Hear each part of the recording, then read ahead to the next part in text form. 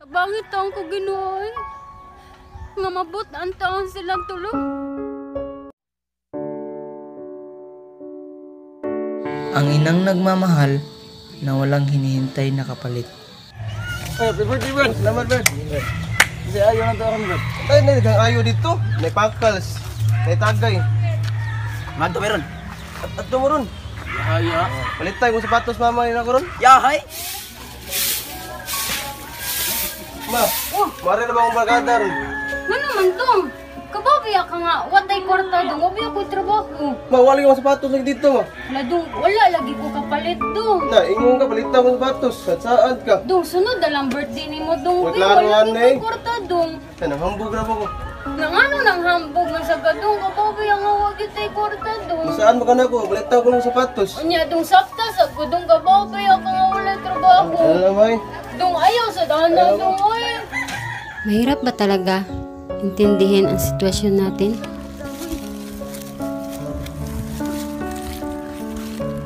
Ay, kapoy. Ay, kapoy eh. Lumag na baka itong mga bata to.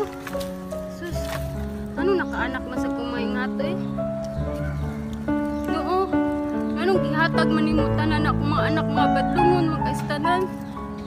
Wala ko kasabot sa kong kinabuhi. Ako tanan lihok. Naapa ko yung mga anak badlungon. Saan mananako sila eh? Asa man ko mangitag paagi nga mabutaan sila. Kabangit taong ko Ginoo eh. Nga mabutaan taon silang tulo. Asa naman ko taon? Ugula na ko, saan naman sila? Amay, yung duwas prangkoy. Ahak din ang prangkuhay. Kaluoy sa kumiya, gud. Ahak na ni. Di na ko kakuan. Karon mo ganaabot na. Ay, kakapoy dong eh. Sa mga mo, ganiya ro kapaabot ni mo diri. Dong galungag na ka dong. Sus kapog yung aga, usap yung aga, mayroon ka naman kahoy gidala. Wala dong wadyo ka, mangitag paagi dong kapoy. Nakikusanan dong kapoy. Mamay, Kusing kita kawaoy. kita mga load pang email be. Nga nga naman ka dong oy. Pagkatapulan ba ninyo oy? Sa balik pang huli ito makaw. Klaro aning nabukuan na pamilyahay.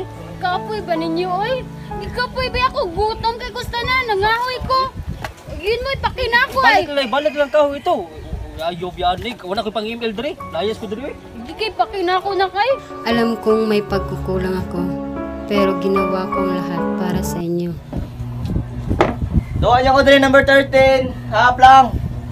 Eh, Atay yan ni singkor yata ni mama. Di ni kaigo, di ni ka daogid.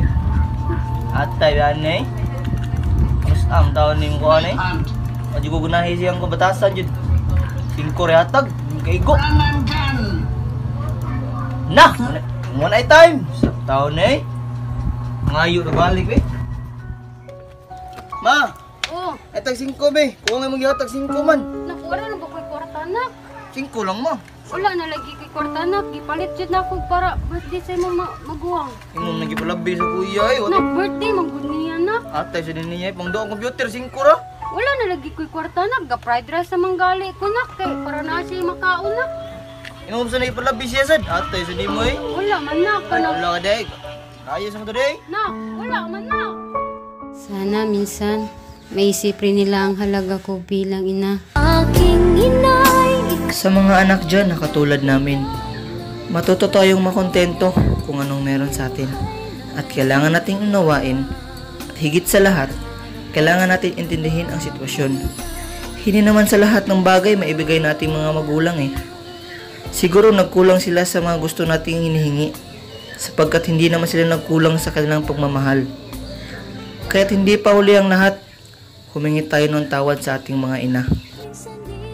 Ma, sorry ma.